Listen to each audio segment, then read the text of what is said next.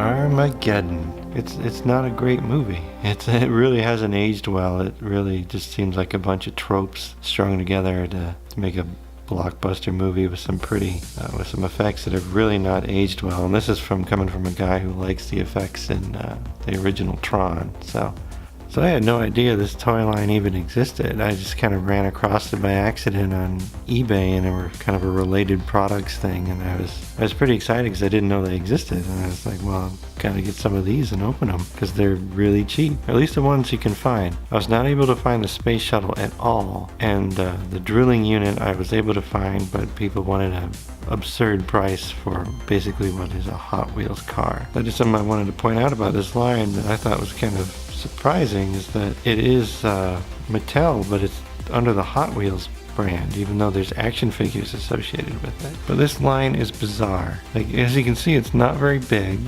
There are some kind of micro machine, I think they're called Micro Universe or something, that are associated with this, but I skipped those. So you've got these three kind of largest Hot Wheels sized car play sets that come with little tiny dudes, and I've got two of these to look at. I could not find the drilling unit for a price that I could stomach. Then there's kind of these mid-sized vehicles, and I was not able to find the space shuttle at all, like not a single listing for it, loose or otherwise. And these are in 1/24th scale, but I do have the armadillo, and it's, you know, it's pretty large. It's probably on the size of like a mid-sized G.I. Joe vehicle, but 1/24th, so there's, you know, even a 3 3/4 figure would be too big for this. But when you get to the figures in the line, there's just Harry Stamper and AJ Frost. There's only the two of them, and they're 8-inch figures.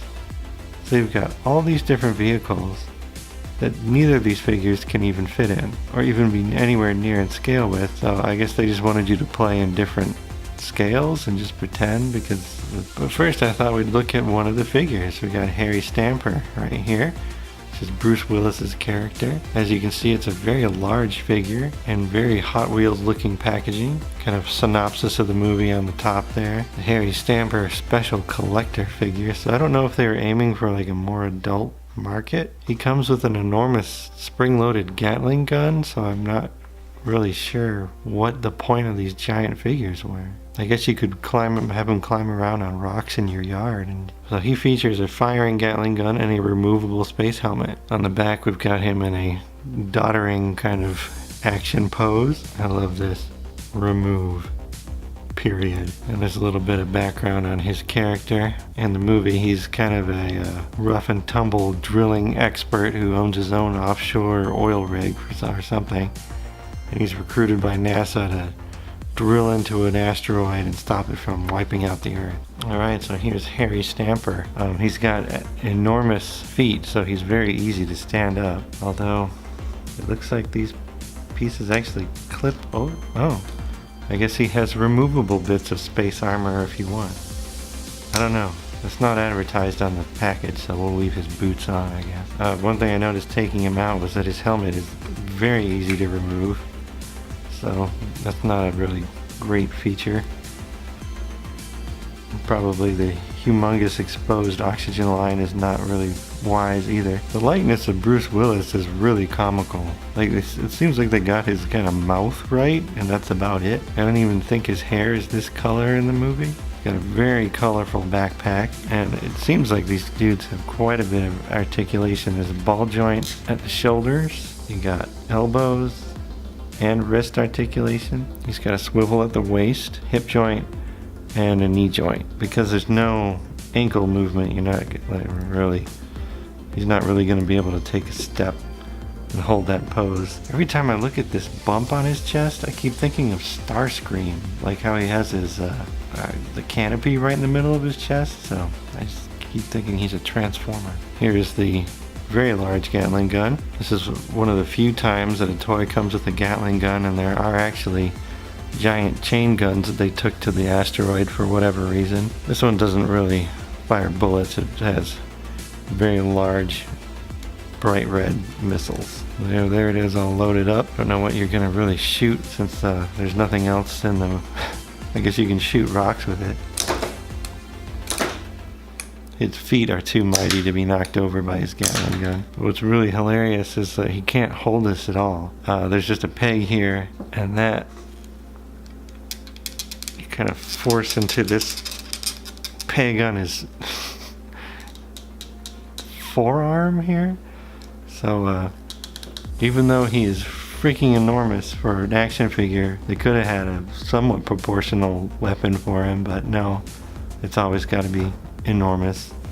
But because of those humongous feet, he can stand with this thing. Respect. And the only other figure in this line is Ben Affleck's character, AJ Frost. He comes with an exploding nuke and a removable space helmet. From what it looks like, he's the exact same figure, recolored with a different head plopped in there. Remove. There's a little bit about AJ Frost. And here's how you set a nuke that winds up. Looks like it actually kind of blows apart into two halves. And it kind of does look very much like the, it does look a lot like the nuke that they take to the asteroid, but in a strange twist of toy logic, this is actually smaller. So on the back here, he doesn't have the additional space boot things that Harry Stamper's character did. Oh yeah, here either. So he doesn't have the same mighty feet.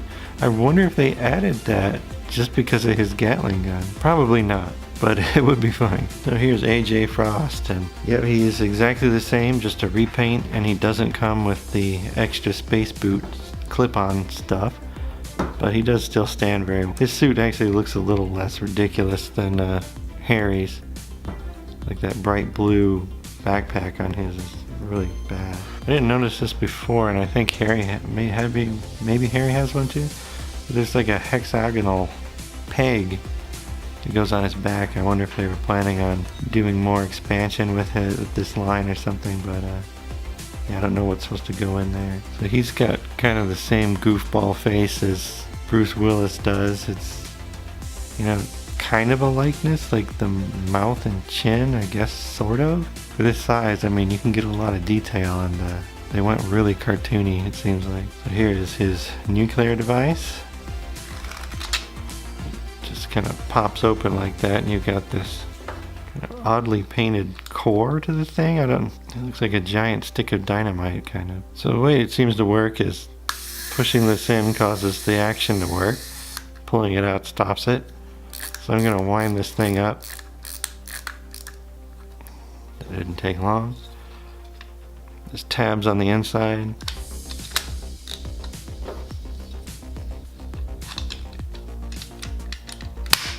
And I guess we have a armed device. So let's have AJ hang out while this thing winds down. Gotta save the world.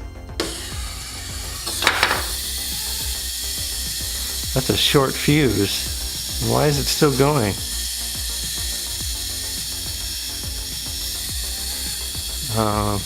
Well, that was terrible. And it also seems to it'll only rejoin itself if it's wound and ready to go. So I'm not going to bother with that because I don't want to get woken up at like 3 in the morning when this thing decides to spring itself or something. So there's the two down-home American boys who flew to space to save the world from a Texas-sized asteroid. Really strange figures. I can't see past this thing in their chest at all. I can't say that I'm a fan. Now looking closer, I just noticed that Bruce Willis has a hand that opens and closes, while AJ Frost over here does not. I guess he has one more action feature than AJ does. Whoa. I also just noticed he's got fingernails on his spacesuit. Gross. Well, I wasn't expecting that. Oh, he does too. Why would they put fingernails on spacesuits? On both hands. Makes me wonder if this is sourced from something else then. Well, if you know anything about that, I'd love to know. But yeah, these things are gross. They're real bad. Yeah, these things are weird. I mean, there's nothing for them to do. Like, they can't sit in the vehicles that they come with, that's in the line, and so they just kind of stand around being large, and you can reenact the scene where I guess you can reenact the scene where Bruce Willis's character detonates the bomb, and I don't know, you can be really sad and throw animal crackers at Ben Affleck's character. I don't know.